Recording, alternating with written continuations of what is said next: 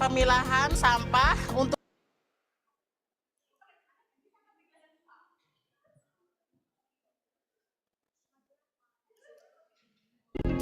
pemilahan sampah untuk dikirimkan ke PT Alba, yaitu pemilahan sampah untuk dikirimkan ke PT Alba, yaitu botol bening sama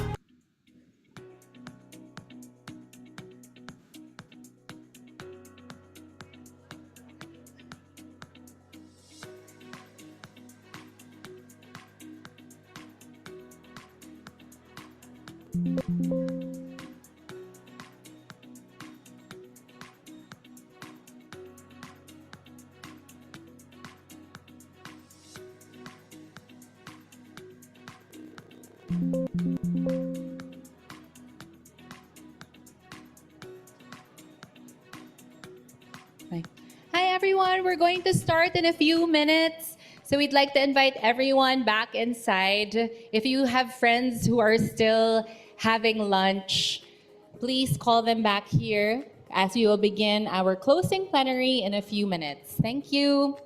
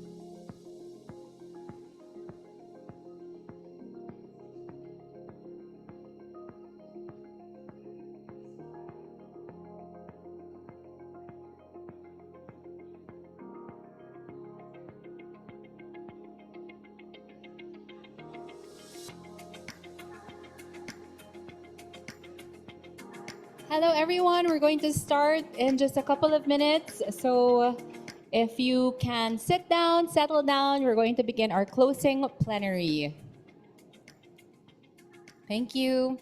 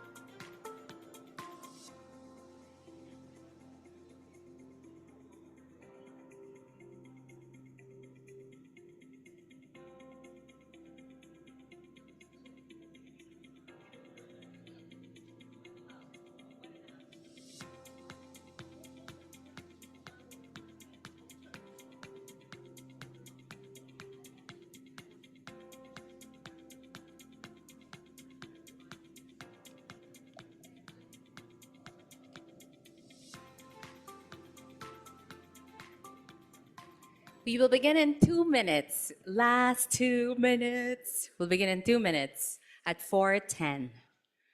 Thank you. Wow, I'm on the screen.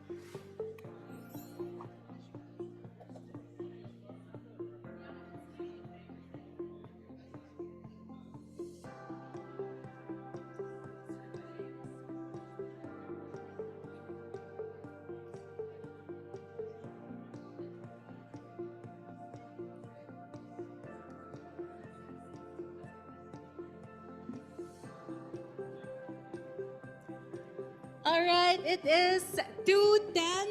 It is 2:10 and we are ready to go to our closing plenary. So let's welcome back to the halls of ADB's first ever Circular Economy Forum 2025. So welcome to the closing plenary. We've had 2 days of a lot of learning, a lot of sharing, a lot of meeting new contacts. At the end of the day, yesterday, we had a poll, we had a survey on what for you was the most valuable part of attending this. And many people wrote that it was the presentations, but also the networks and contacts that they made. So welcome to the closing plenary. My name is Ana Oposa. I am the Marine Conservation and Circular Economy Specialist of ADB's project to reduce marine litter in the region. I'm also one of the organizers and your MC from yesterday and today. Just a few reminders for our closing plenary. I feel like some of you who have been here the past few days have heard this so many times, but please put your phones on silent. I shared in my panel earlier that one time I was hosting an event and one alarm went off and it was like the sound of church bells. And it was at around 3 p.m. And my Catholic upbringing shook me, and I felt like I had to start praying because the church bells were ringing in our ears. So please put your phones on silent and be present to make sure you're listening, learning, absorbing the information. We also have ADB briefs outside that you can take with you on the way out. It's for free. And if you haven't gotten your giveaway, which is a notebook made, the cover is made of recycled plastic, and there is also a plantable pencil. Have you gotten your plantable pencils? A raise of hands? Yes. We still have some who haven't claimed, so please go and get it. But if you've already claimed, you can't get it again. Okay, don't try because they have a list of people who have gotten it. I don't know if you noticed, but there is a typo in citronella. So it can be like a collector's item because it says, what does it say? Citrolena. O, diba? So you can make that your collector's item. So make sure that before you go home, you get it because we still have some stock of the giveaways. Please post on social media about your experience. You can use the hashtag ADB Advancing Circularity, tag at ADB Environment on X, yes, and then at ADB underscore HQ on Instagram. There was one speaker yesterday who created a reel about her experience. And of course, it included a clip of her eating the famous crinkles. And so that's one of the highlights of attending this ADB Circular Economy Forum, right? So please post about your experience. And on LinkedIn, you can tag at Asian Development Bank. As we've said in the past and now, if you are posting groofies or photos with other people, please make sure you have their consent and make sure they also look good. It's not just you who looks good, right? But sometimes other people have their eyes closed, so make sure that they are also aesthetically pleasing. Wow. Okay, I have been put in charge of the Energizer, and I did not ask permission for this. So, ask for forgiveness and not permission. But I invite you. Do I have competitive people in this room? Yeah? Okay. I hope it sounds more convincing. But let's play the first circular economy quiz B in ADB. Woo! Okay, let's see. Thank you so much for the support. Okay. So I am that friend, when you invite me to like a gathering or a family reunion, I'm the one who volunteers to make a quiz bee just so that it's fun and it brings out like the competitive spirit of people. So we wanted to close this event by seeing, did you really listen to the talks?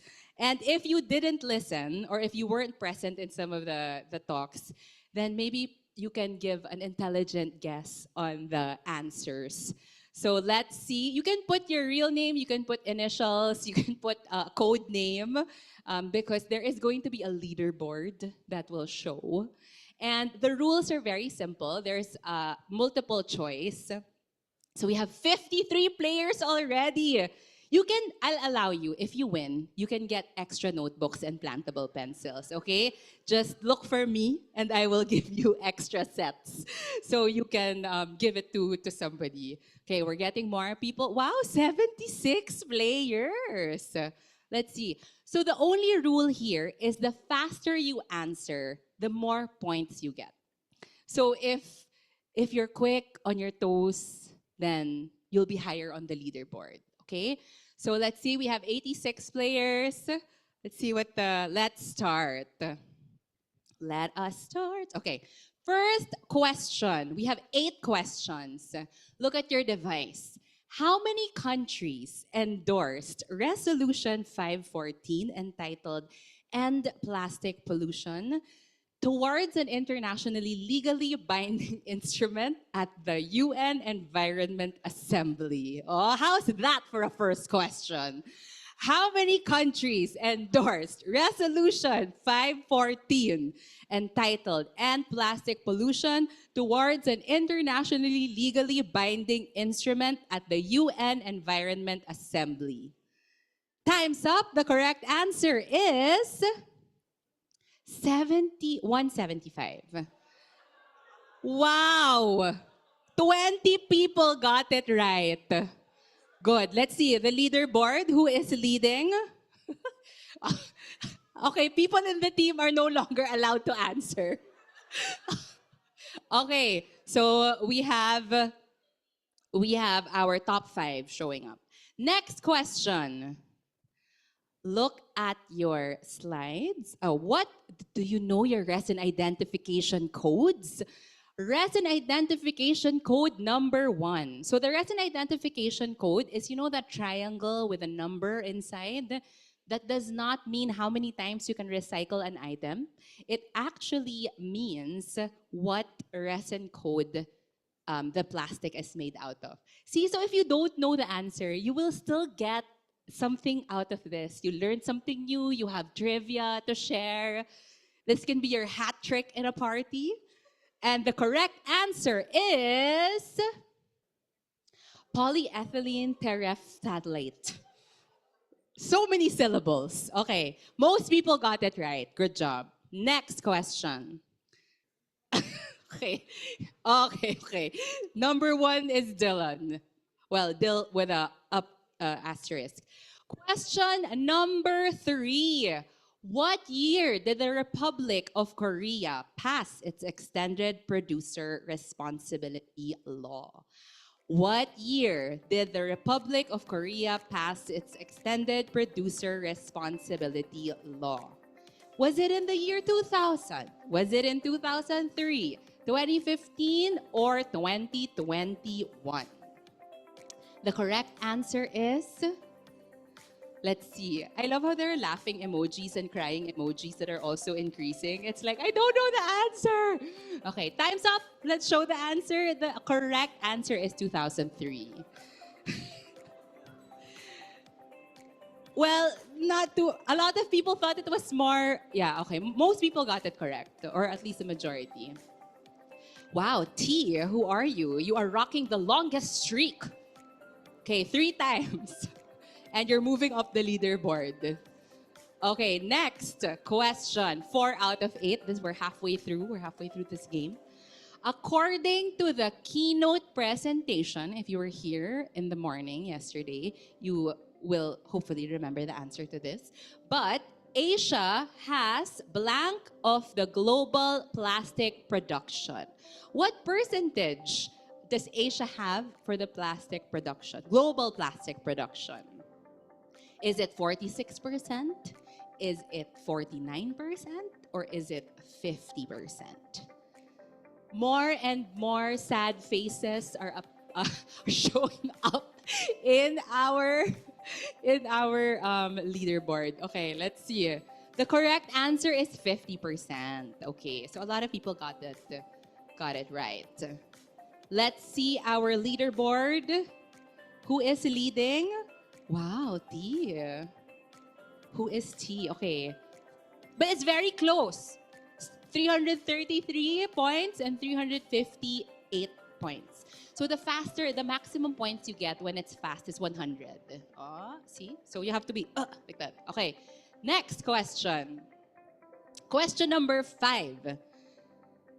What is the expected global financing gap for plastic pollution by 2040? What is the expected global financing gap for plastic pollution by 2040? Is it 10.6 billion? Is it 50.6 million? Or is it 1.64 trillion? What is the expected global financing gap for plastic pollution by 2040? I don't know if this is, sometimes we say this is a fun fact, but this is not fun.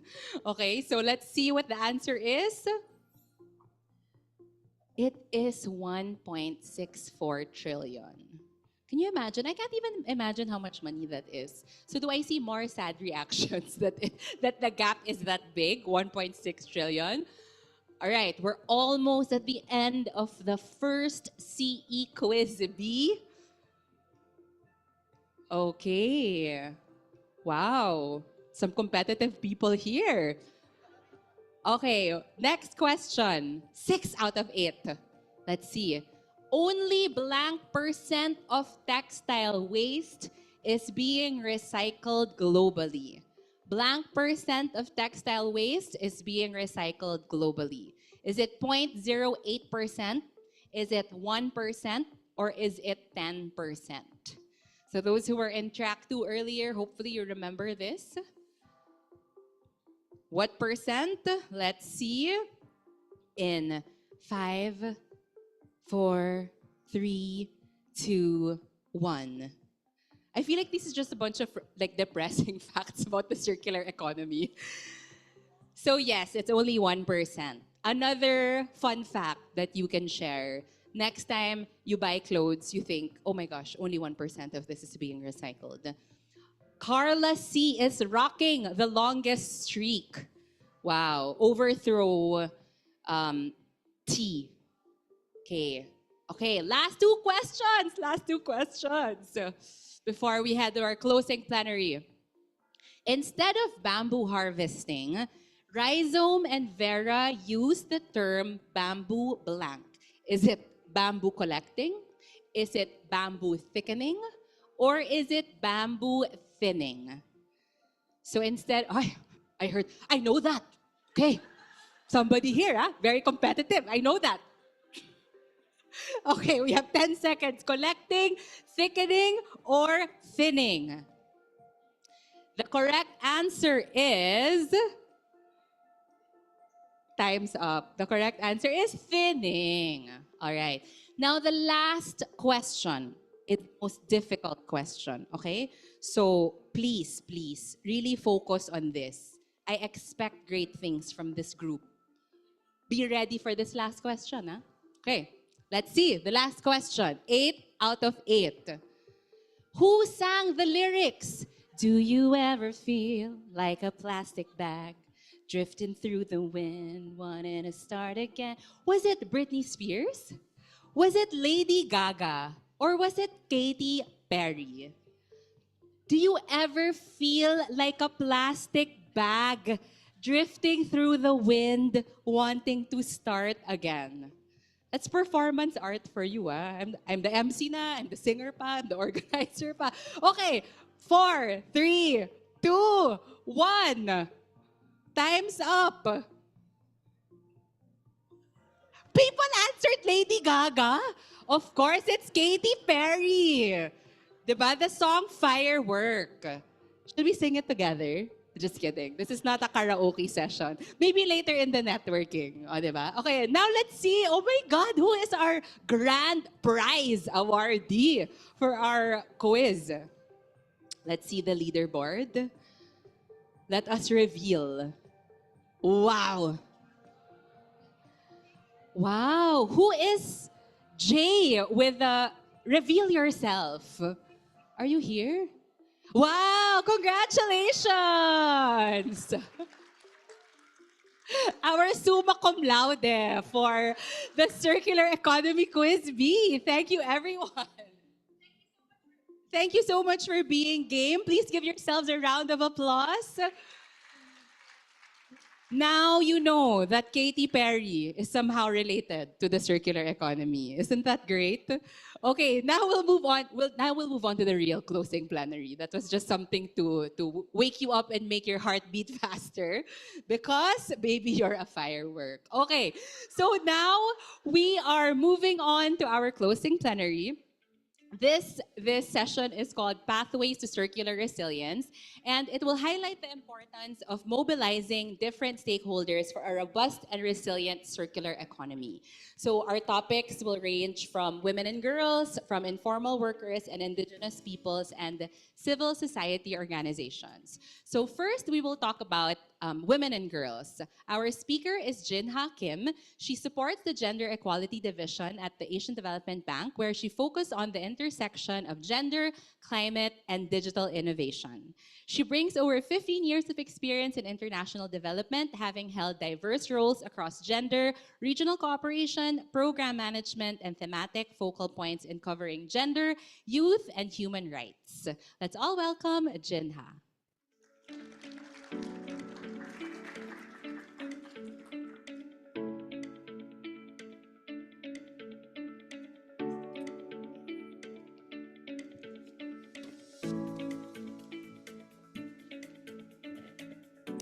Well, thank you. It's my honor to be here with you. So, how was your lunch? Oh, I love this audience. Very responsive. Because after lunch, people get a little bit tired and do not want to be very proactive. But I can see that you're very awake, so that motivates me too. So today we are going to talk about why integrating gender equality into circular economy and green job creation can build a more resilient, innovative, and inclusive future for all of us.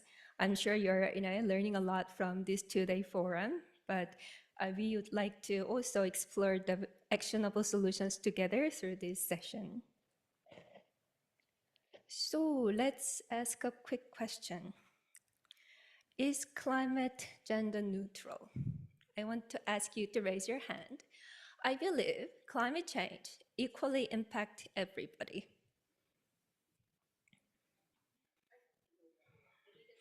Okay. And I think climate change disproportionately impact on different groups of people. Oh, good. Okay, next question. So in your country or sector or area of work, who typically sorts household waste, reuses goods, or collects water, or care for dependents during, for example, extreme heat? Think about it. I'll ask a question. I think in my country or sector, it's men who does it. Raise your hand. Okay, I see hands. And in my area, it's women who do the job. Thank you. So I think if you connect these two dots, then you can think about my first question. So climate is not equally impacting everybody. It does have gendered impact. And women are often overrepresented in sectors most exposed to shocks, like agriculture, waste, and care work. And they face persistent barriers when it comes to access to land or finance, services, and decision making. I believe it's not new to all of us. And on top of that, they are performing critical but unpaid labor like food preservation or caregiving and water management. We just thought about who collects water, who does manage these household chores and care the dependents. It's all our mother and our sisters. So as extreme weather events like heat waves or drought or flood, they are all interlinked, increase, these inequalities are getting deeper and worsen. And women business are also less likely to be protected or insured because of existing inequality. So resilience efforts must confront these gendered risks, and we should tap into women's participations as resilience leaders. So we can think a little bit about why gender and why circular economy and green jobs. With this in mind, we can think about what are the challenges first. Women are still excluded from, as I mentioned, decision making and formal leadership opportunities, especially all sectors. However, if you think about circular economy, you can also easily think, where women stand. And gender and social norms, as well as gender-blind policies and programs, create additional barriers, limiting their access to mobility, safety, and learning opportunities. So women's roles in informal recycling sector, for example, though it's very vital, are rarely acknowledged as important or valuable. And their contributions often disappear when the sector formalizes. So if you think about formalizing the sector and the industry, the most oftenly we overlook the most vulnerable or the ground level people. However, despite these barriers, there are growing opportunities. As now you're learning, and more of our government partners and development partners, they start learning about how we can design the gender responsive design, and also they started recognizing the work of women. We are leading to more jobs and better system performance and stronger community outcomes. And we can also leverage a learning, especially upskilling or reskilling programs, as well as inclusive infrastructure design and policy reforms to boost women's leadership. And entrepreneurs are innovating in recycling, repair, sustainable textiles, and waste to value businesses. And with rising heat and climate stress, we're seeing growing needs from our DMCs for safer and more equitable workspaces like shaded waste sorting facilities or hydration stations. So let me pause here first. We just thought about the challenges and opportunities. Then what can we do about it? I'm proposing here 3 areas of solutions. The first, we must address traditional barriers. We just thought about what are the barriers women and girls are experiencing. So we can start with the foundation, recognizing the contributions women are already making. So we need to acknowledge, formalize informal and unpaid work. Think of women recycler or caregivers or community waste collectors. These roles are essential to the circular economy and resilience, yet they are often invisible. By valuing and recognizing this work in public policy and labor frameworks, we can create more inclusive systems that don't rely on invisible labor. This is more transparent and inclusive. And we should integrate care burdens and time poverty into our infrastructures and service planning. We thought about women are juggling multiple roles and childcare, elder care, food preparations, and all there while managing the household chores. So if we don't account of these responsibilities, we miss the mark on real inclusion and we miss the opportunities. We also should recognize the circular practices already taking place, like food preservation, upcycling clothes, or composting, often driven by women in households and communities. These are grassroots innovations, and elevating and resourcing them can scale the local solutions, and that is more sustainable. And the next is increasing women's involvement into green and circular jobs. So first, we need to deliver gender-responsive learning opportunities and finance and entrepreneurship support. Too often, green and circular job training programs are not designed with women in mind. So have you done any training program before? Okay, let's ask for, okay, good. Very few people have conducted training. Okay, most of you have conducted training before. And when you are planning your schedule or venue or like the composition of the participants, have you thought about whether the mothers or those caregivers can attend the training, or have you been thinking about what kind of platform women would feel comfortable? So have you considered that before? Okay, I see a great hand. Okay, good. So yes, please, when you think about your training or any other financing mechanisms or support, please think about it carefully, like whether these are accessible or available for women. And second, we must promote women entrepreneurs in the circular economy through targeted funding and capacity building and visibility. This means recognizing and investing in women-led startups and cooperatives and community-led businesses such as ecotech, food systems, or recycling innovations. The last one here is we must enable women's access to climate green finance. We just learned about the huge financing gap in the field.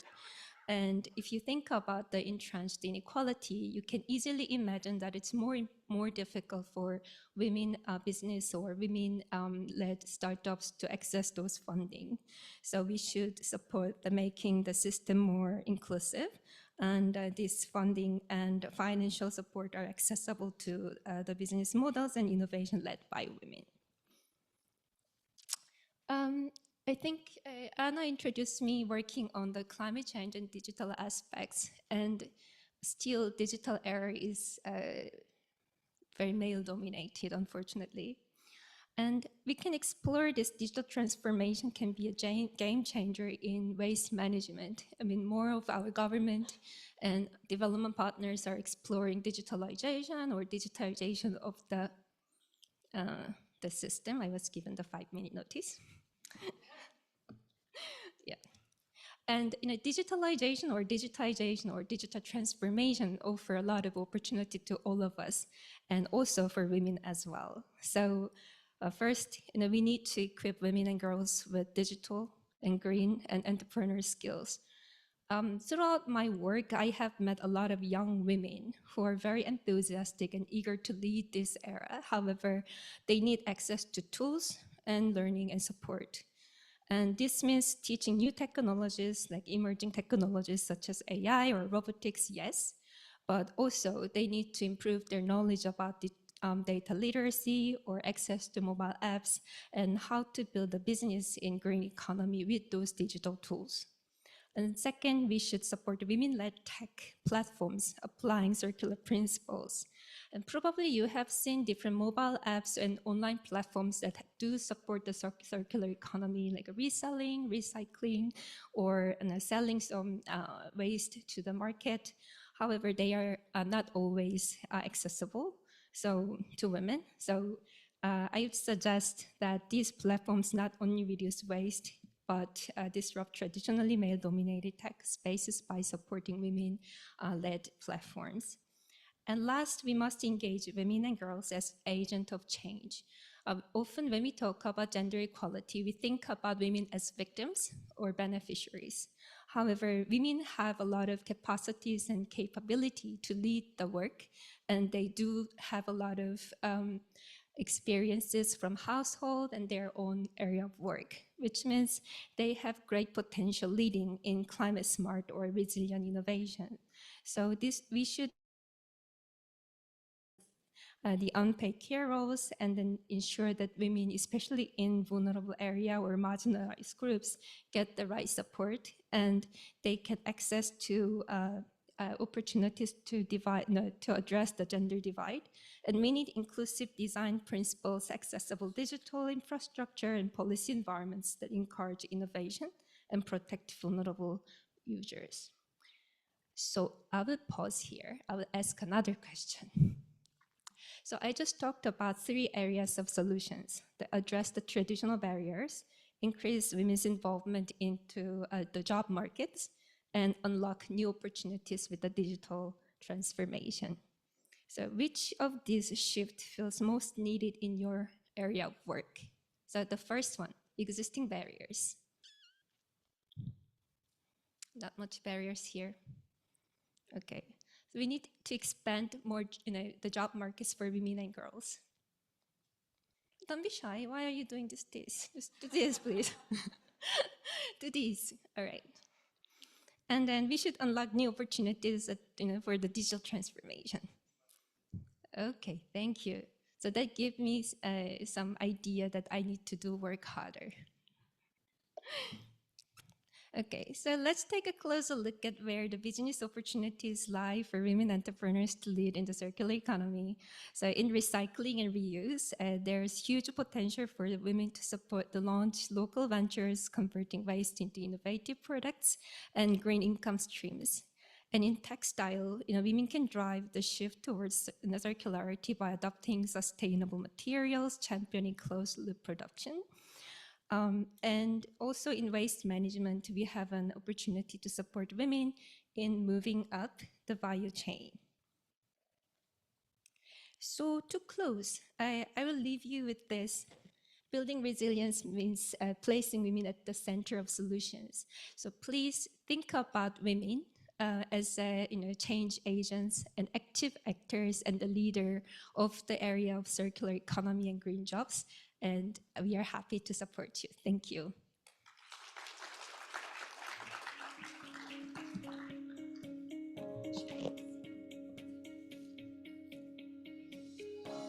Thank you, Jinha. So to recap, there are three tips or three actionable items that Jinha proposed to address issues in the participation of women and girls. So first is address barriers to women's participation.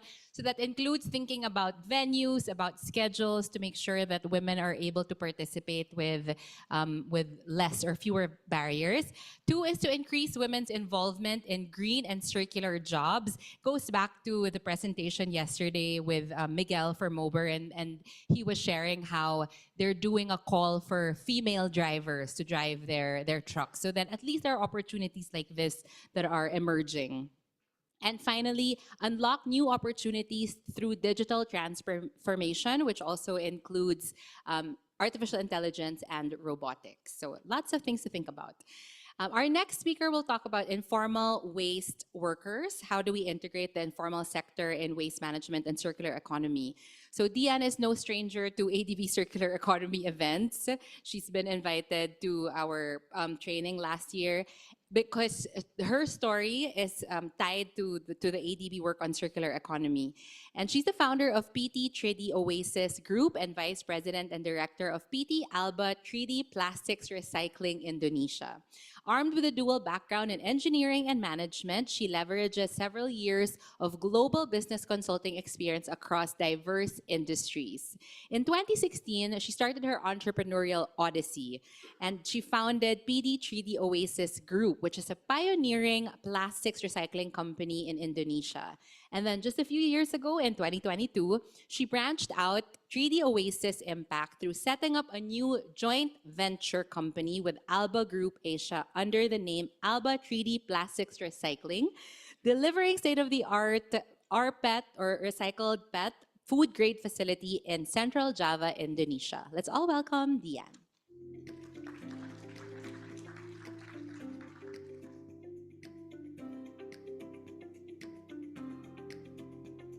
Good afternoon, everyone. Thanks, Anna, for the nice introduction. I'm so excited after the presentation from Gina. Really feel empowered with your presentation as being a woman entrepreneur, especially in circular economy. So thanks for the presentation. So now we're going to talk about informal sectors, especially I'm speaking here for waste management because informal sectors are in fact everywhere and it's really huge as well in waste management. So we have been talking about fun fact and not so fun fact after the lunch session. This is also another fact that, to be honest, we're talking a lot about circular economy, but who is actually leading the circular economy? Like who are the actor who's leading the circular economy? They are, in fact, the informal sectors. They are the real backbone of the circular economy. More than 60% of the waste that is now collected, especially in plastics, is contributed from these informal sectors. So I'm talking a bit about the company that I'm representing right now. It's Alba 3D Plastics Recycling and how we are getting connected also with ADB.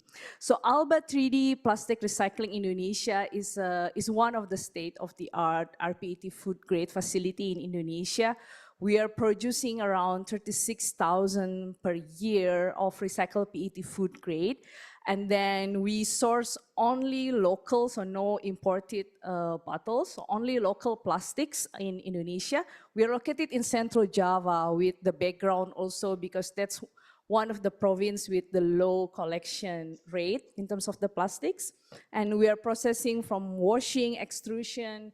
Our output is recycled PET flakes and pellets. And through the ADB Blue loan, the loan is around 44 million.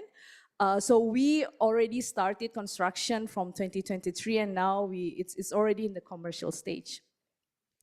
So a little bit more framework as well, what I call it a multi-stakeholders model for scaling circularity, hopefully in Southeast Asia or maybe more.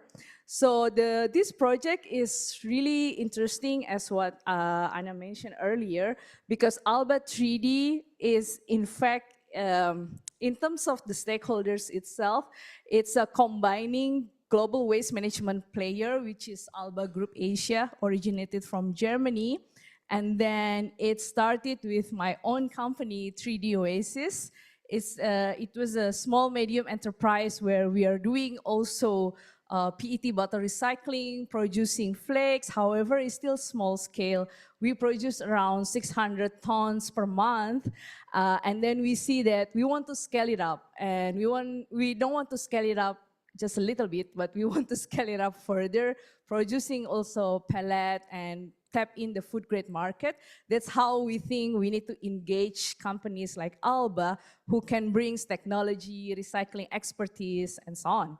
And then after that, then how do we run the project? We need fund. Especially, of course, we also receive capital from Alba. But then we approach ADB. So ADB coming through their blue loan back in 2023, which enable us to support project this one to scale up and set up a state-of-the-art infrastructure. And then not to mention also, we also receive a local government support from Central Java government to support anything from permitting, waste management zoning, and community awareness, as well as that we engage the informal waste worker through our suppliers and 3D Oasis, especially to support our collection of the PET bottle waste. So we think that this concept probably can be replicated in another area where many solutions that have been run by small, medium enterprise that can be scaling up through this financing and cooperation with the global players. So who are the informal sectors? As I mentioned earlier, more than 60% of the plastic waste collected are contributed from the informal sector. So if we see here, I put here, this is actually the chain that is mostly in developing countries. Probably that will be different in the developed countries. So waste is coming from a household, which is the household get or consume it or buy the materials from consumer goods company. So the waste then coming to we call it tier 5, 4, 3, 2, 1. So tier 5 is basically the waste pickers that walking on the street, getting the plastic waste, and then they, in the case of waste picker, normally they take everything. So it's not only plastic, as long as it's has value, like paperboard, I don't know, metal, anything, cans, and then they sell it to another stage. We call it tier 4. It's normally like a junk shops. They are personal business, and then they don't have legal entity. They're everywhere. They then separate the waste and make it into ready to be sold to another layer, which is what we call aggregator. Basically, in aggregator, it's already separated in a waste type, one type of plastics, for example, PET bottle, and then they make it into bales. I will show you the picture later. This tier then sell it to a recycler. In the case Alba 3D is actually we are tier 2 and 1 because we also process flakes and pellets, where then we supply again back to the market to the either fast FMCG companies or another manufacturings. So often the one in the market, the formal value chain is the recyclers. Start with the recyclers. So meaning if it's formal, then we can do audit, verification. Even the FMCG companies can also check, how does it source and so on. However, this tier 3, 4, 5 is often informal, difficult to verify, and mostly face the greatest human rights challenges. Meaning like they don't have access to even social security, or sometimes they don't have their identity card and so on. So improvement plans need to be addressed for this one. And what I mean by 60% of, more than 60% of that is because the supply that we process for tier 2, tier 1, mostly coming from this informal sector. So if they are gone, then we don't have a supply of waste. So why informal workers matters? If you see here, majority of the pyramid is all these informal sectors. So informal waste workers globally estimated 20 million. In Indonesia itself, it's estimated around 3 to 4 million and collect more than 60% of recycled plastics. So these workers mainly face unsafe conditions, low income, exclusion from social protection, like I mentioned, social security and so on. And like what Gina mentioned earlier is gender inequality, because mostly the sorters are the women, then the boss is the guy. Right now, most brands do not trace the origin of recycled plastics, leading to invisibility of these labor conditions of the supply chain. So most of the brands only, we have the client audit and so on, but mostly only until up to recycler stage, or maybe just tier 1 before us. So they know nothing about this. Maybe they know, but I mean, they don't trace the origin of that. And sorry, just a little bit touching about this traceability. This could be an opportunity as well if we later on can provide traceability of this and make it transparent, so then they can become recognized. So the challenge they face, low unstable income, often always below minimum wage, no access to health service, insurance, and safety equipment. Of course, high exposure to hazards and pollution, gender imbalance, and lack of identify in EPR system or policy frameworks. Meaning that when we talk about EPR regulation and policy, normally it's only involving the producers, recyclers, or even just tier 1 suppliers, but not until the informal sectors. So by being included in the EPR system, that means that they can be recognized and we can make much more policy towards them. And the last one, what governments and institutions can prioritize to include these stakeholders of informal sectors in the value chain. So first one is social protection access, meaning national health insurance, or we can do group-based registration and so on, because normally they are in the group and it's difficult to reach out to them. They don't have like permanent residence and so on. Next one is financial literacy and inclusion. Since they have a minimum wage, but they also have, let's say, challenge on financial management. What they earn today, they have to spend it also today. So I think financial literacy and inclusion will be beneficial in terms of either training, or maybe we can partner with fintech, so then they can have some small savings and introducing this saving and how the important to have emergency funds. And then fair pricing and income security.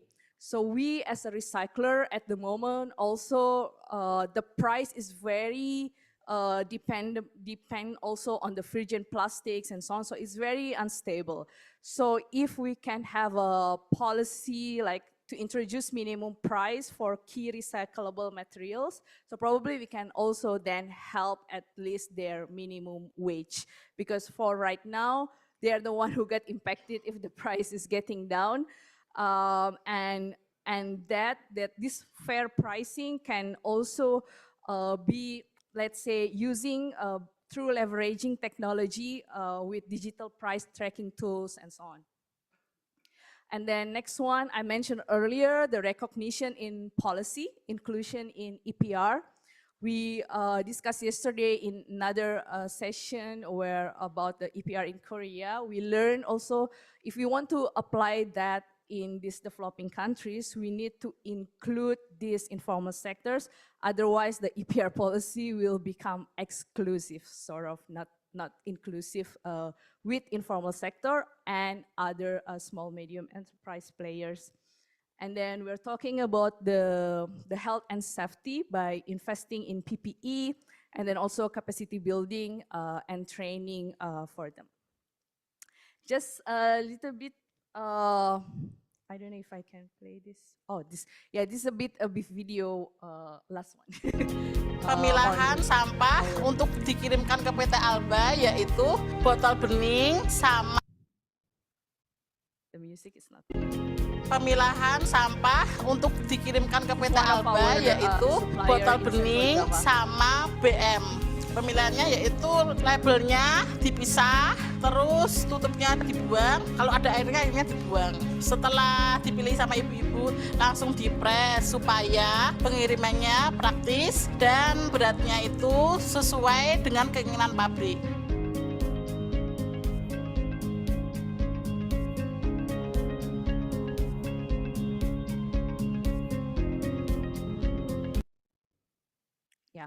So that those kind of like workplace environment where the informal sectors are currently working in the waste management, not to mention also the one in the street and so on that has so many challenges.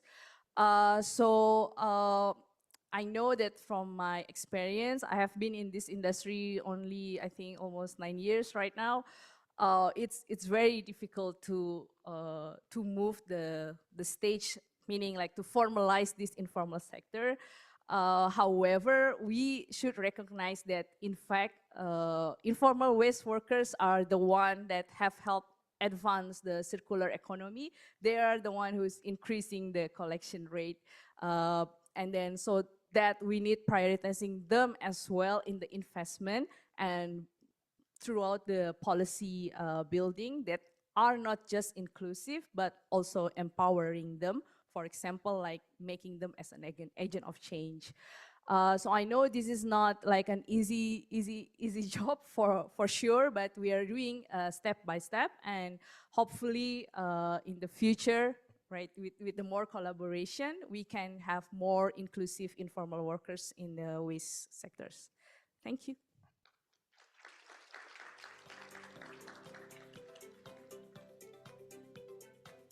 Thank you so much, Diane. So you see there are 20 million people involved in the, well, that's like an estimate, right, of how many people are in the informal waste sector. So some action points, we have financial literacy and inclusion, social protection, access, fair pricing and income security, occupational health and safety, recognition and policy, and capacity building and organizing. Whew. When I look at that menu, I get overwhelmed with how much we still need to do to be able to recognize and support this informal waste system. But then I also reflect on, I mean, we don't have to do everything alone, right? And that's why it's good to have different people from different sectors working on specific action points or like integration contribution points to make this circular economy more inclusive. So to round out our panel, our closing plenary speakers, we have Maria Cleto.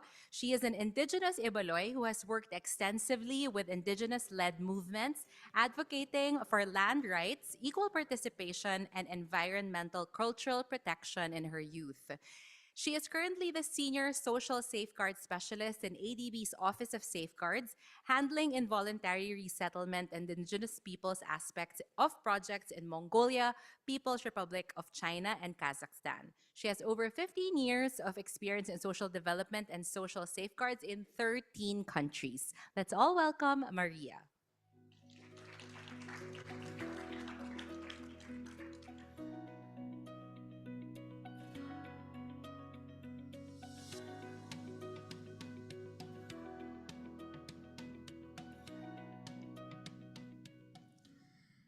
Good afternoon, everyone. So, as I say in Ibaloy, Kalaju, or come, welcome to my presentation on Indigenous Peoples and the Circular Economy. So, as introduced, I'm Maria Cleto with the Office of Safeguards. I'll start by introducing who we consider Indigenous peoples as per ADB's Environmental and Social Framework, which will come into effect in January 2026. The definition is actually very similar to that of the current safeguard policy statement, except we have now dropped the criteria of vulnerability. So Indigenous peoples are those who self-identify as a unique cultural and social group and are recognized as such by others. We also show collective attachment to geographically distinct areas and to natural resources in these distinct areas, including through seasonal occupation in the case of nomadic or semi-nomadic groups. We show distinct customary, cultural, economic, social, and political institutions, often different from the mainstream population. We also often have distinct languages and dialects, again, often different from that of the official language in a country or region. So indigenous peoples in Asia, as of 2017, we made up 2/3 of the world's indigenous peoples. So we numbered at approximately 260 million people in 2,000 distinct civilizations and languages.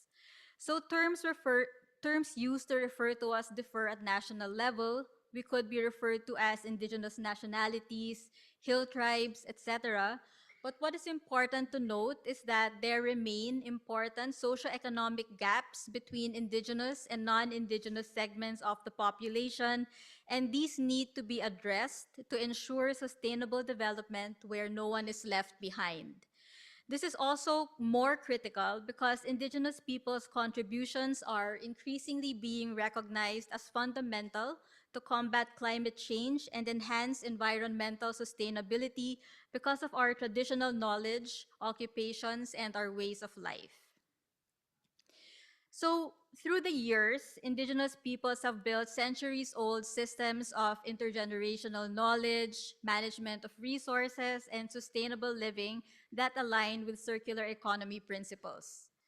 For example, we have traditional knowledge systems which emphasize resource cycles and also respect natural regeneration limits, which safeguard these for future generations. We also have practices such as rotational farming and also maintenance of sacred ecological sites that help maintain ecological balance. As well, traditionally, many of us had zero-waste lifestyles where we use entire animals and plants, thus minimizing waste. And we also tend to repurpose or return materials such as bone and fiber to land, thus in a way that avoids pollution. We also have traditional communal use and sharing economies that are non-extractive and community-based. So it emphasizes reciprocal exchange, barter, and sharing over consumerism and accumulation. And we are now custodians of majority of the world's remaining biodiversity through our maintenance of diverse ecosystems and land management practices that enhance soil, water, and biodiversity health. Also, our worldviews, which are basically our understanding of ourselves and our place in the world around us, and emphasizes responsibility to future generations. We also have governance systems that consider ecosystem impacts. And now there are moves towards cultural revitalization and innovation where indigenous entrepreneurs, for example, integrate traditional values and materials into modern circular economy, circular business models such as sustainable fashion, upcycling of crafts, ecotourism, etc. And there are also moves to revive indigenous food systems, which helps contribute to food sovereignty. So some specific examples are, sorry about that.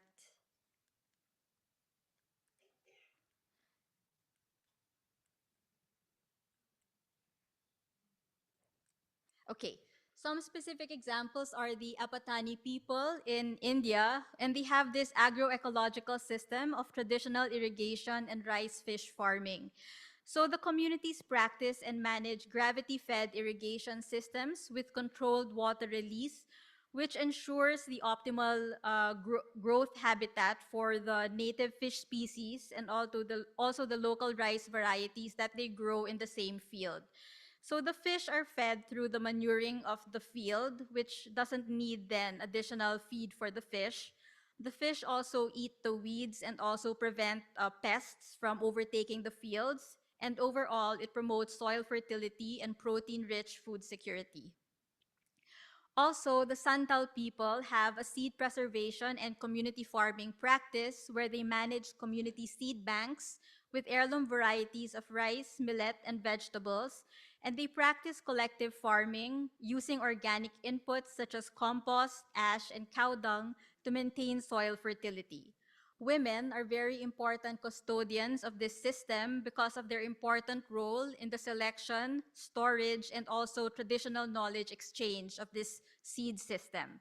So the traditional knowledge is transmitted orally, as in many indigenous communities, and also through rituals or festivals or social gatherings between the Santal people and also neighboring communities where they exchange seeds. There's also from the Philippines, the Kankanae people who have this value of ayo, which means nothing should be wasted. And this is shown through their practice of pig raising to consume kitchen waste and also provide for farm fertilizer. So this value of ayo is practiced by the Baguio Baeng or Urban Agriculture Network and also the Payo Indigenous Farmers Organization in Bisao Mountain Province. So I also want to talk about how we can meaningfully engage with indigenous peoples as we ramp up our circular economy and sustainability initiatives. So indigenous engagement is basically the process of actively involving and collaborating with indigenous peoples in decision-making processes, policies, programs, and projects that affect us. So this requires recognizing the rights, perspectives, and also unique contributions or our value added to sustainability and circularity initiatives. For this, I want to introduce to you the 4Rs framework, incorporating respect, relevance, reciprocity, and responsibility, which I came across in a course on indigenous perspectives in climate action, which was facilitated by Simon Fraser University. So first, ask yourself, are you going about the engagement process respectfully? Do you understand the history of the specific indigenous group in that specific location and what has already been done, perhaps in connection with your proposed initiative, or else a completely different development agenda, but that might have left legacy issues that will affect your engagement process with the community? Do you understand the people's leadership structure, who you should approach, when this approach should be done, and how it should be done to help facilitate your engagement with the community? And also equally important is, are you prepared to hear and respect if they say no, they do not want to engage further? Also ask yourself if the project you're proposing or developing is actually relevant to the community from their point of view, because they have to devote time and other valuable resources to it. Or is there something more important to them that you can perhaps integrate into your intervention? Another question is, does your approach ensure reciprocity? How is the community benefiting from their point of view, and it should be culturally appropriate? Have you actually asked the community what they want to gain from your intervention? Is there a reciprocal relationship in teaching and learning? And do you recognize that you are not the only holder of knowledge and that you can also learn a lot from the indigenous community? Also, are you approaching your work responsibly? Are there potential harms to the indigenous community because of the intervention or even the engagement process? And have you put systems in place to protect the community? Are you communicating transparently with them about all the information they need to make an informed decision about your project or the intervention? Are you behaving accountably to them? And does your work contribute to any misconceptions about indigenous peoples, such as we are anti-development, which I hear a lot, and also that our ways of knowing are somehow inferior to that of modern Western science, for example? Then I want to emphasize that meaningful and effective indigenous engagement means that consultation with us includes regular seeking of and consideration of our feedback, and in some cases involves obtaining free, prior, and informed consent. So in ADB's environmental and social framework, this will be required under 3 circumstances. In the interest of time, I won't go into it right now, but this is for everyone's information. We can chat later if you want to learn a bit more. And also, effective engagement requires cultural competency of everyone who wants to engage with the indigenous community. So those who engage with the community must recognize the importance of indigenous knowledge systems and practices because, as I mentioned earlier, we already have practices aligned with circular economy principles. We also have to recognize the diversity of indigenous communities.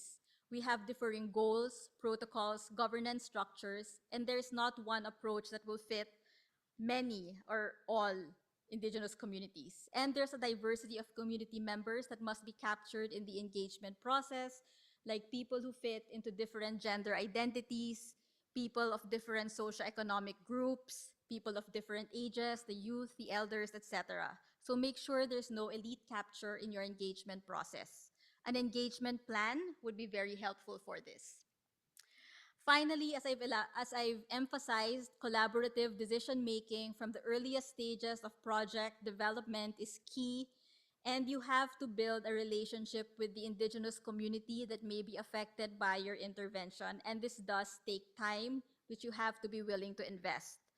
Support to capacity building may also be needed for the effective engagement of the indigenous community so that they can fully understand what you want to introduce into their community, for example, and also what they can share with you and how you can strengthen the project design together. Also, if they have problems with your approach or with the proposed intervention, you have to, as early as possible, set up a mechanism for conflict resolution so that any concerns can be addressed in good time. So moving forward, as I mentioned earlier, ADB has its environmental and social framework, and it has attached environmental and social standards which will be applied to all borrowers and clients. So ESS 3 is resource conservation and pollution prevention, which actually has requirements for projects to integrate circular economy approaches. Also, there's ESS 7 on indigenous peoples, which calls on our borrowers and clients to design and implement projects that foster full respect for indigenous peoples' identity, dignity, human rights, livelihood systems, and cultural uniqueness as defined by indigenous peoples ourselves. Also, meaningful consultation, as I touched on earlier, can be used as an effective tool to improve project design and implementation. There's a lot of value added with working effectively with indigenous communities. And this will also promote indigenous participation and support. Finally, we call on our borrowers and clients to recognize, respect, and preserve the culture, knowledge, and practices of indigenous peoples where possible in a project context. Thank you very much.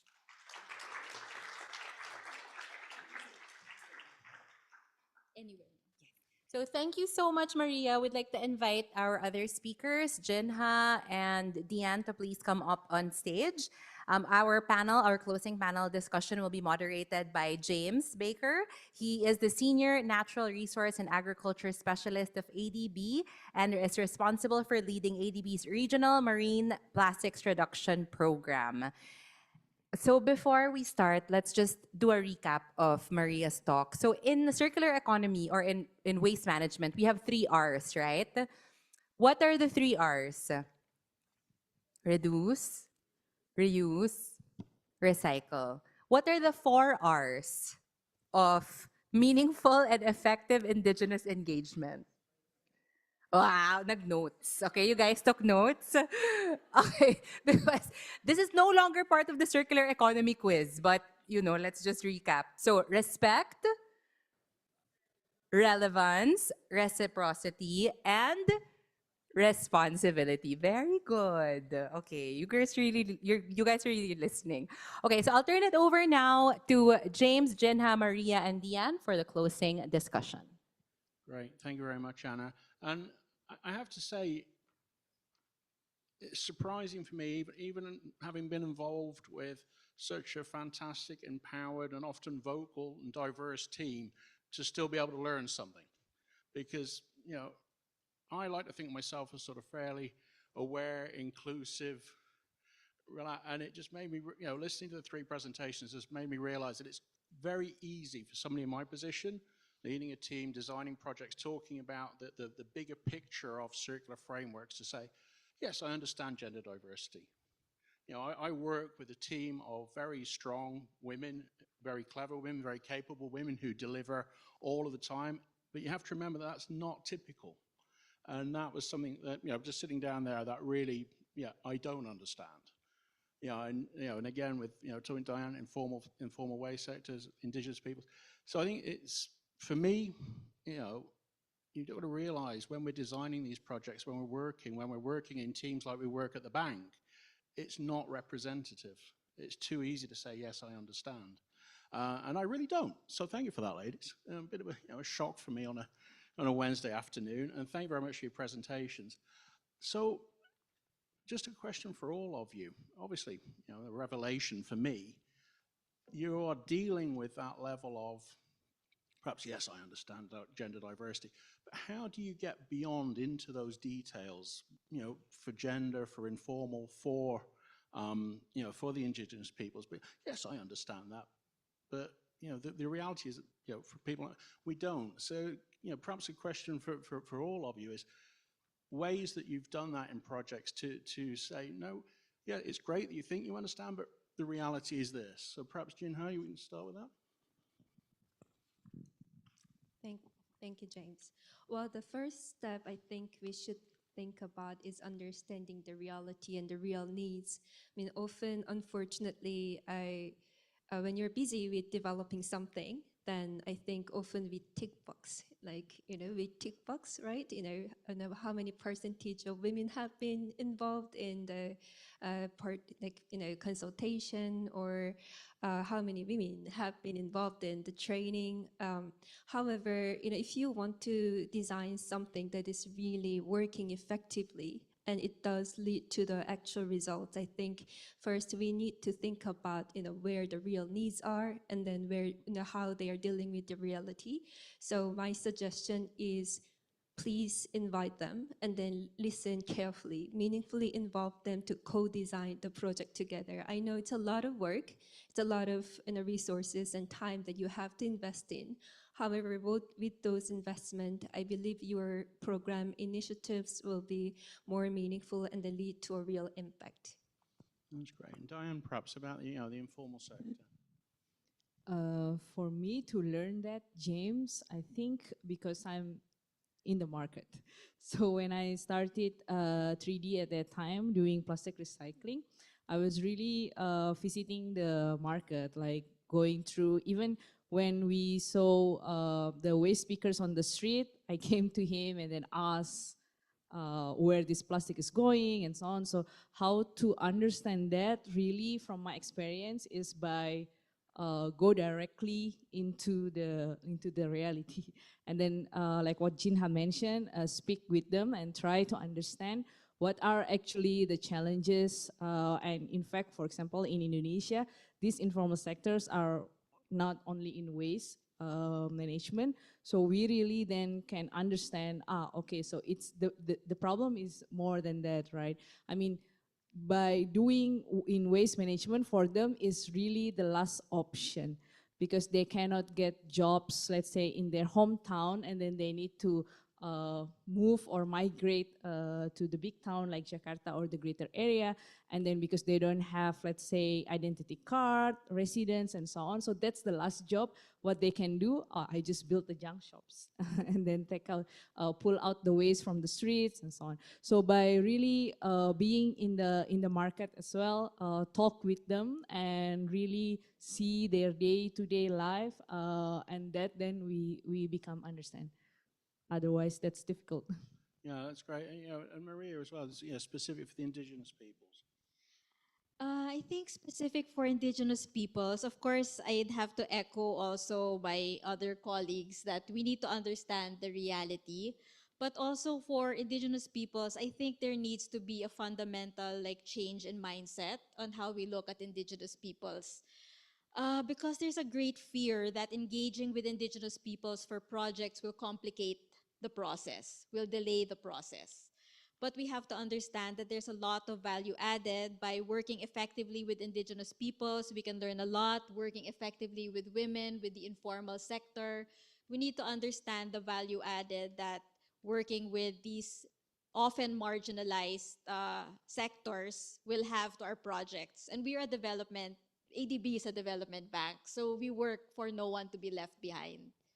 Thank you. Yeah, and I think, that your comment, Jinha, about tick boxes. And I was on mission recently in India with a female colleague, and the way she engaged, and certainly, you asked the question. I'm used to working with, if I ask a question, that I get an answer, and I can believe the answer. But when you're engaging with these sort of marginalized, or just because they've said yes or just because they're smart doesn't necessarily mean that's the answer. So I think we have to think about the whole engagement process, not just what questions you're asking, but who's asking them, how they're asking, in what environment they're asking the questions. Are they, so just to build even further on the points you made about, it's got to be respectful, it's got to be relevant. It's no good me going and asking questions sometimes because it's not going to get the answers we need. And perhaps just go back to you, Maria, on capturing that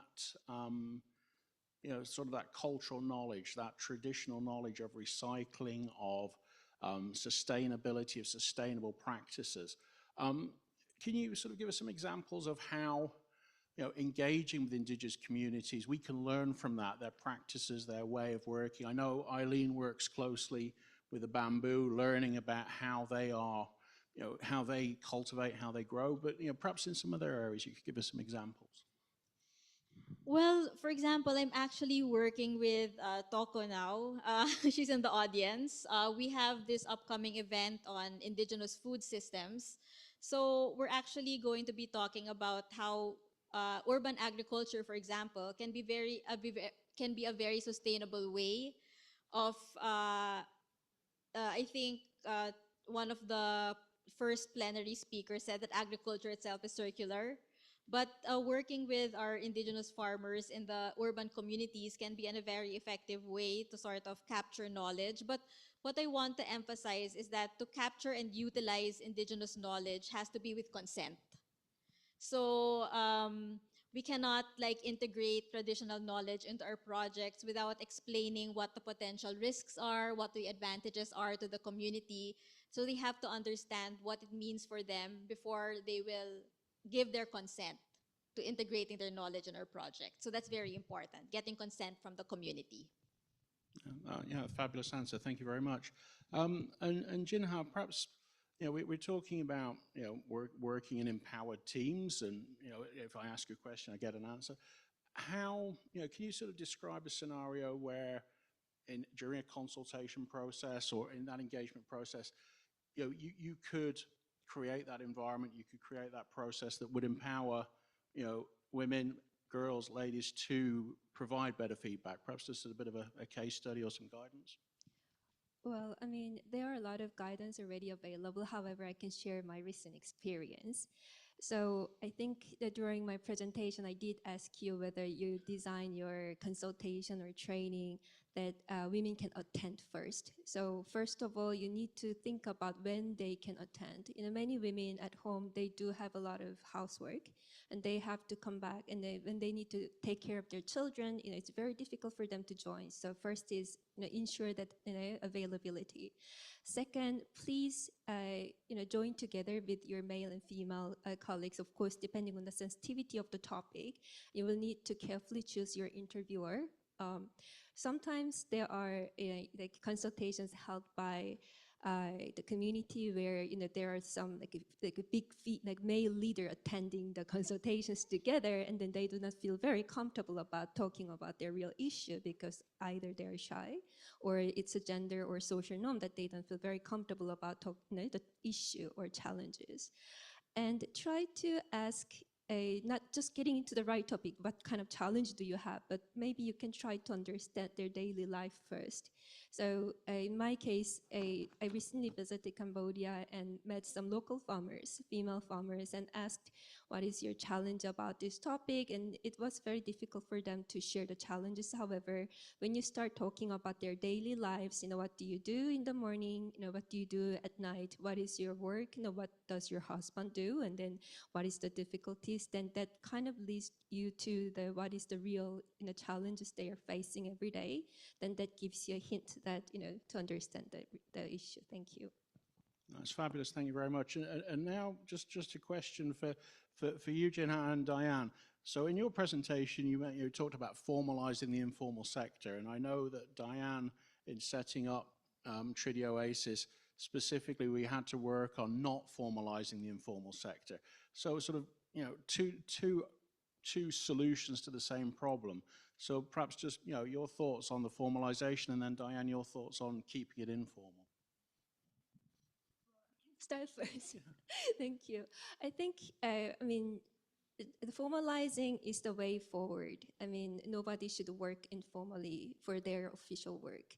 And however, in the meantime, we do have the practical challenges. So there are a lot to consider. However, at the end, there should be an enabling environment with the right policies, inclusive regulations and measures where we provide, you know, proper safety measures and facilities and infrastructures that ensure that providing safe working environment for all, especially those who are working in the informal sector, who are often more vulnerable and marginalized and lack of social safety. So my suggestion of formalization comes from there. Thank you. Yeah, so Diane, obviously you work with the informal sector all the time. How have you balanced their sort of reluctance to be brought into a formal role with those sort of protections? Yes, great question, James, and it's still on progress. However, the interesting part, I mean, on our end is because we need us, and also they need us because it's part of their business, right, to sell the materials and so on. So based on my experience, especially when we branch out to Alba 3D, it's much bigger scale, and then so many requirements also from ADB side in terms of the safeguard and so on. So the thing is, in the beginning, we kind of like, oh my God, they don't have even legal entity, and they don't want to sign the agreement and so on. But then through that, we can actually secure our, let's say, demand. And then we tell them, okay, you get this ton of materials, and then we can work out on the formula pricing and so on. But please, at least you need to have this legal entity. So by explaining that one by one, and they finally understand, oh, okay, so to become recognized, and then also probably we can then later on have some supplier incentive program and so on, and then they won. And one funny part, we have one example of my supplier, even they don't have a mobile banking. So every time they always disturb my purchasing, like, have you already paid? Have you already paid? I need to go to the ATM to check. And then my purchasing said like, yeah, just go to your mobile bank. I don't have my mobile bank. So even they, just because they don't know, and then we need to explain and then introduce, oh, you know, you can get this mobile bank in your bank, then you can check anytime. And then after that, yeah, so those kind of things. So we need to really, the case is really one by one, but the general part is first is to understand, and also we need to spend effort as well to train, to explain, to sit down with them, because sometimes it's just because the knowledge, just because they don't know. But if they already understand the incentives, the benefits from their side, they're willing. And then if after they're willing, we need to guide them. Okay, this is the step one by one, and not to overwhelm them with bunch of I don't know how many pages of documents or really a buzzword of policy and so on. So that's what we have been working, James. Yeah, so I mean, I think, you know, the underlying message there is it's this deep level of understanding. I think that's, you know, sort of where I started. And we sort of talk about tokenism and ticking boxes.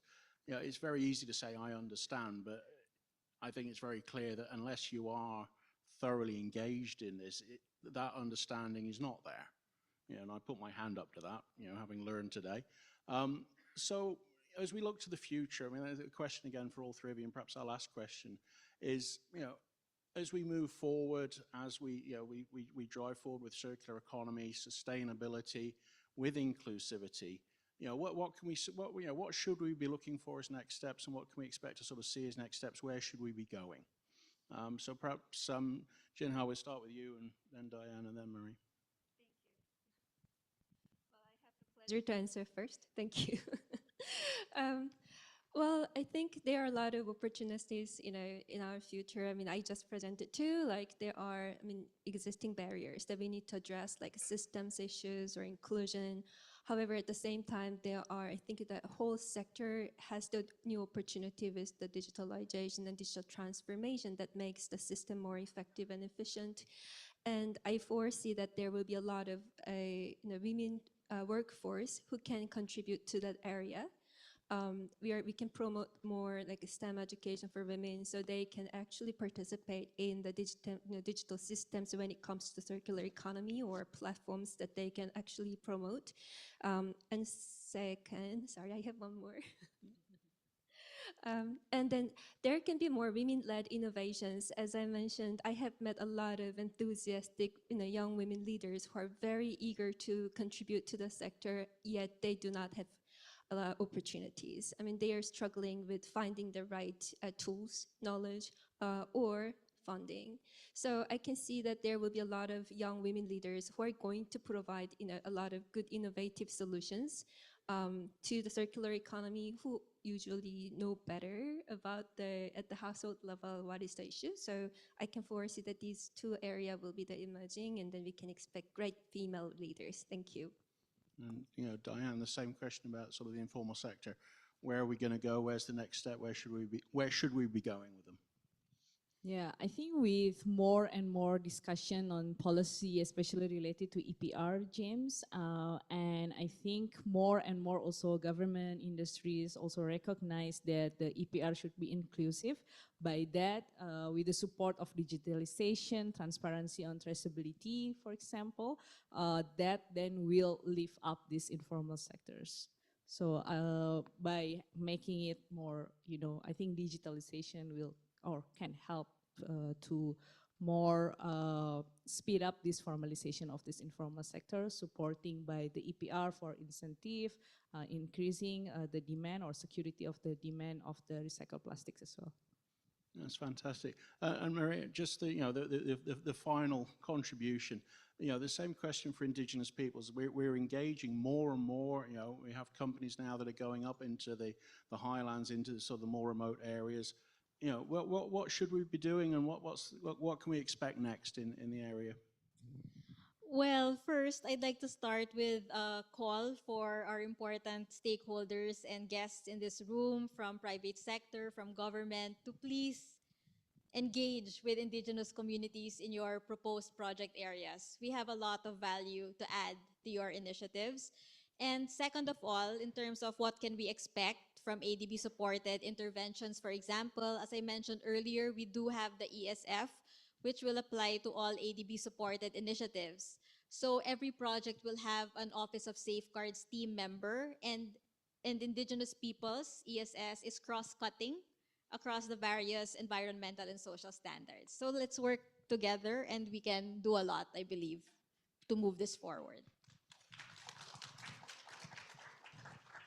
Excellent, fabulous, and thank you very much. So, I mean, as we come at the end of our Circular Economy Forum, there's always something to learn. There's always an opportunity to be humbled. Thank you. Fabulous presentations. Thank you very much for your questions. Anna, we perhaps hand back to you. Before we close this, we'll have a group photo with the panel. Yes, Edsel.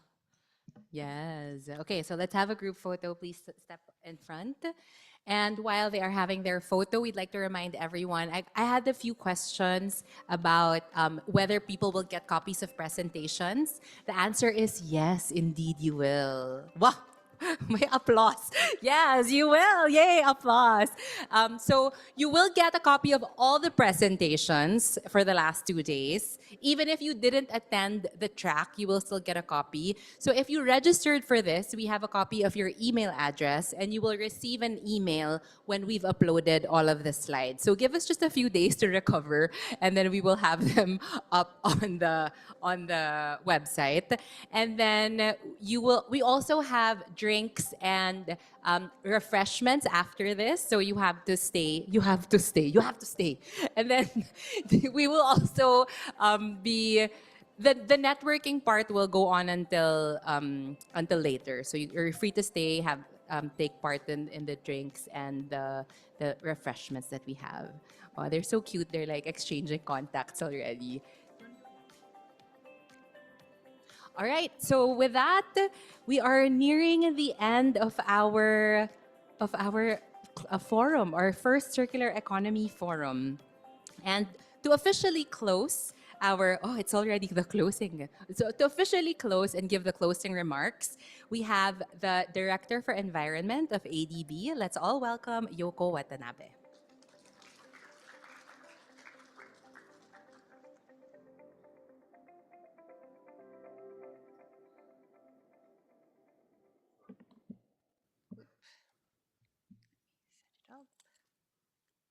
Okay, good afternoon, everyone. And it's so amazing. First of all, 5 minutes earlier to closing. This is amazing. Usually, we go beyond, and everybody's still smiling and energetic. This is amazing as well. And then also, I'm really pleased to see that the final panel and the plenary was with 3 beautiful women here talking about inclusion. And after all, I really believe that circular economy would not happen with technology, but with people, right? So with inclusive sort of approach, this is what we really want to see. So I'm really delighted to be here at the closing. I really think that, I hope you had a very, very productive 2 days. And it's an honor, actually, to be here and closing this. I think some of you saw me in the beginning. We had a really nice panel, and I was really happy to really be there with my sector colleagues. But first of all, this was the first ever ADB Circular Economy Forum. Some of you may know. Woo! And you may know, hopefully, this is not the first and ever, but we will be continuing this with this whole enthusiasm that I see and the innovation that I also see in the corridors and discussion as well. The booth is the enthusiasm that I see and the innovative products that they're saying, particularly on reusing different materials and also recycling them. That is really, really heartwarming and amazing sort of ideas that coming together. So first of all, I really think that we really need to take this momentum to the next level. And the passion and what you have shown and really a great experience and knowledge sharing has been throughout. And I really feel that we have accomplished what we really wanted to do. And as you can imagine, actually, as a result, we have welcomed over 1,000 participants here in person and online. And also we have people from 55 countries. That's really amazing considering that, you know, we're only covering Asia and Pacific, right? And then, you know, all over from the world, people have come to talk about this really important issue. And I really have to say, we have come a long way. And, you know, the initiative, of course, on waste management and recycling and things like that has been happening in ADB for the many years. But in 2019, when we actually launched the Healthy Ocean Action Plan, we really thought that for Healthy Ocean, we really need to address plastic management and also circular economy issues. So that's when we really bumped up a notch and started the initiative. And kudos to James and Erin and the team here who really brought this to a new level. And I really have to say, this has now been institutionalized through the Environment Action Plan that we approved last year. The president, after a consultation with the board, has approved the Environmental Action Plan where pollution pillar is a clear 3 pillars among the triple planetary crisis of biodiversity loss, pollution, and climate change. And circular economy is a really important initiative under the pollution pillar. Together with air quality, as you may know, it's a really big issue in Asia and the Pacific region. So we really are committed to extend and expand and strengthen the initiative moving forward. And I think we have heard that you know, circular economy is not about just downstream recycling and reuse, but we really have to address the upstream issue of policies as well as reduction and elimination of these wastes as well. And also we are talking about regeneration, a regenerative ecosystem, like having a healthy ecosystem and soil and water is part of this circular economy journey. And so by saying that, I really want to say, you know, the word circle has been really a center of the discussion for the past 2 days. And we are kind of going around the circle, and you might be thinking that, have we made really progress? But I really have to say, yes, we are, you know, maybe circling around, but the circling around is the most important part because basically we are talking about more better resource use and resource efficiency. And we really need to think about both waste issue, the reuse and recycle issues, and the regenerative ecosystem and environment, as I mentioned. And we also need to circle back to what accounts. And I think what we have been saying is that, okay, the system approach is really important, and some of the parts of the system is still maturing, like the finance bit. We really need to, you know, mobilize both private and public resources, and there are many actually solutions, as we heard. There are bonds, there is even debt for nature swap, we're talking about credits, and there is also innovative public and public-private partnership that I think you have heard over the past days. And so there's ample solutions that we have in hand, and we really need to nurture that and bring it to really fruition and really implement and replicate and scale up these initiatives. And I think the key word is the scaling up, because I really think there is enough of a pilot going on, and with these resources, as we heard from Rob, the keynote speaker yesterday, there are interests for investment and there are interests for financing these initiatives, and we need to take all, you know, opportunity. And I think ADB can play a key role here, particularly being a financial institution and using our sort of experience from climate, from biodiversity, and apply that to circular economy as well. So I really think that we heard a lot of different innovation, what we're doing. There's been, you know, initiative on bamboos, for example, and use it as a sort of a material that we can utilize, which has many benefits for livelihood of the indigenous communities, to using this as a carbon sink, and also having biodiversity impact. So we can really generate multiple benefits. But I really have to say, in the conclusion, what makes really this happen is an integrated approach among different sectors and working together. So one, I think working together among the sectors in ADB. So it's not just environment, my team trying to sort of promote this notion and trying to, you know, inform.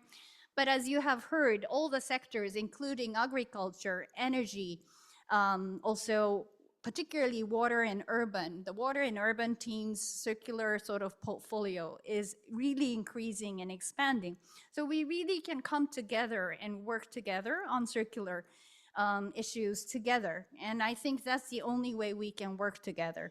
And then the second part is working together among countries. I think you have heard a lot of great examples from many different countries. We can learn from each other and actually have a more regional approach towards this and have a common sort of strategy and have larger impact. And I think that is really, really important. And finally, I think people coming together. So government, civil society, private sector, indigenous peoples and women's group really coming together. And I think, that was really very shown in this very last session today. So I just really want to take this opportunity to thank you, everybody.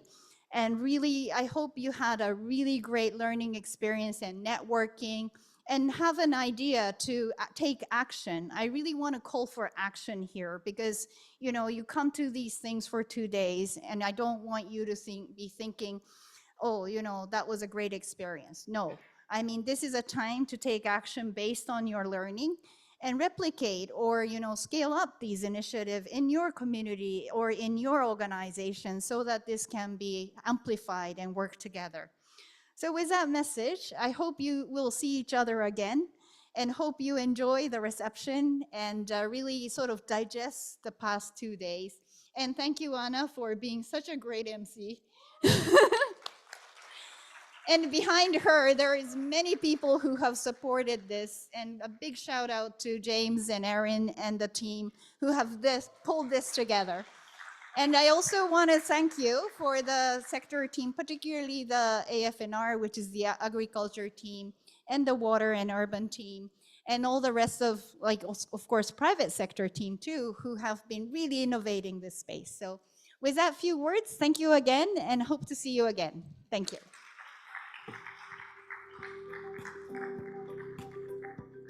Thank you so much, Yoko, and thank you for your kind words about our work in the team. We've been planning this since January 2025, so it's a long time coming, and we're so excited to finally see you all here in person with, we were just like reviewing your names on a spreadsheet, and now you're here, right? Yesterday, I said there were like 1,000 people who registered for this, so we're happy to have some of you here. Some people were also online.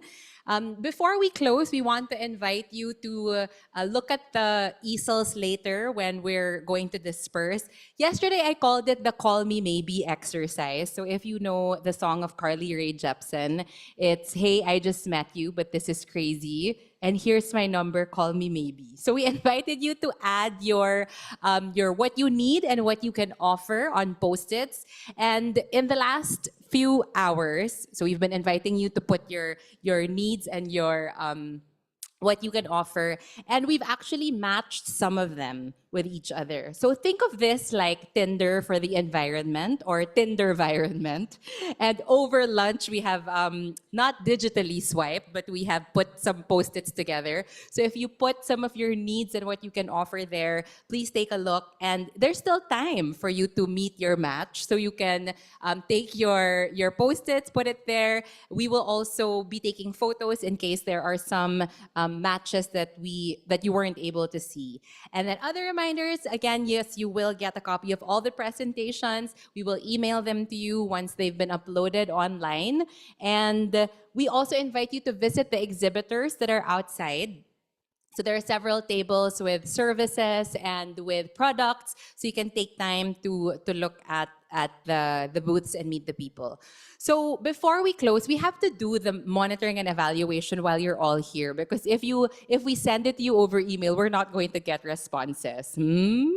So we will show the QR code and you will scan it. Yes, please. Unfortunately, the Circular Economy Quiz B is not in the activities that you will rate, but we are asking you to think about what part of this session has been the most useful for you. Any other comments? There is a general comment section where you can add other comments, other notes, other messages for the team. So if you enjoyed the quiz bee, of course, you can do a special mention there. But we'll give you a few minutes to answer this. And then, of course, no event in the Philippines would be complete without a photo. So fortunately for you, you're still here. You will be part of the group photo. But we'll just give you a minute or two to finalize your answers to the monitoring and evaluation form.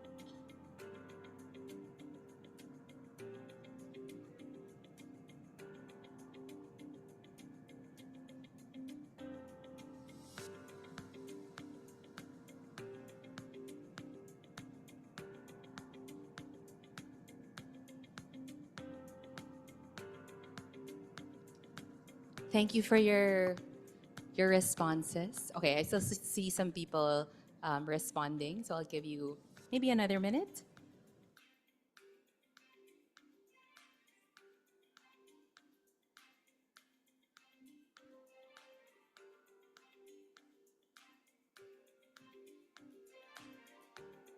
I can't tell if you're on Instagram or if you're answering the form.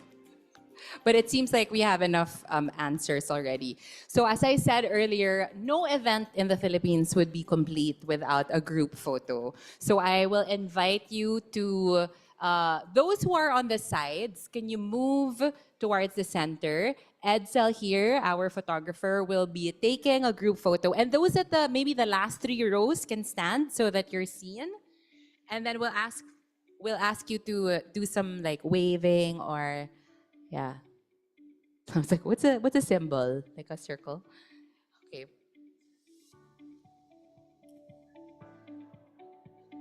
Okay, let me direct this shot. So those on the, I was going to say on the fringes. On the fringes. We'll move to the middle. We'd like to ask our 3 speakers to be in the center. Yes. And Yoko also. Yoko James to be in the center. Okay, we're just going to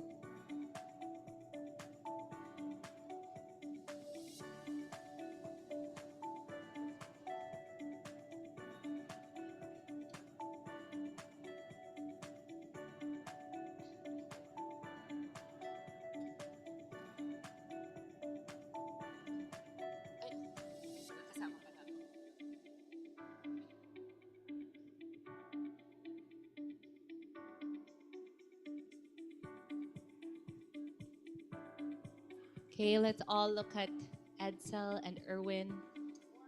More compressed pa. Where is the last part that is seen? Okay. So those in the last row can move closer. Okay. We're good? Okay, not yet. More. Compress more.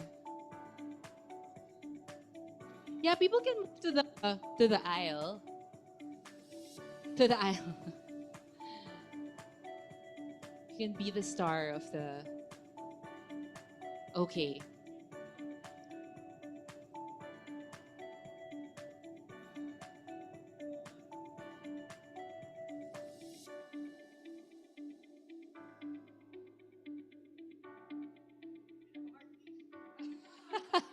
Okay, art.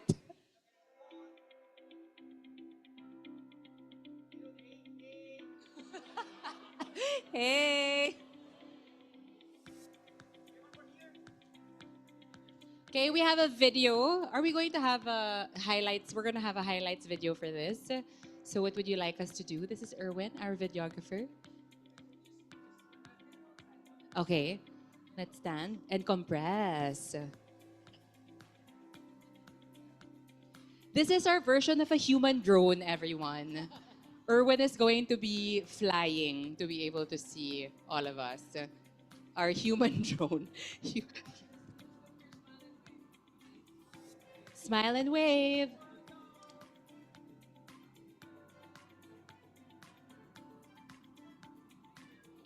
That's it.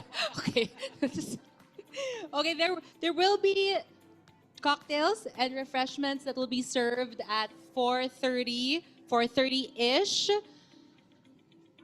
So thank you, everyone. I'd also like to thank the team behind this, Erin, Roby, Ice, Elga, Mo, Gab, Micah, Jude, and of course, thank you very much to James. My name is Anna Oposa. It's been an honor to be your MC for the last 2 days. Thank you, and we hope to see you at the networking session. Thank you, everyone.